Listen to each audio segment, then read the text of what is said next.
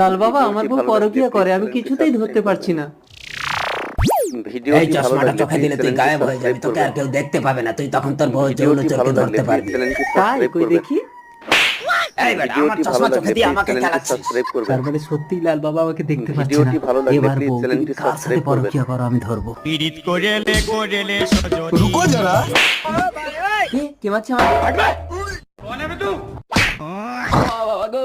আরে কি হচ্ছে এখানে? তো কেউ নেই, কে মারছে তোমাকে? সেটাই তো বুঝতে পারছি না গো। স্বামী, আমাকে ক্ষমা করে দাও।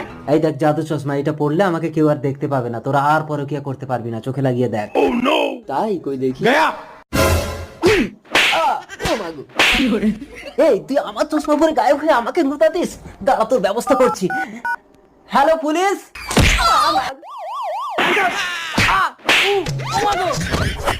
সামনে আয়, গুলি করে দেবো কিন্তু।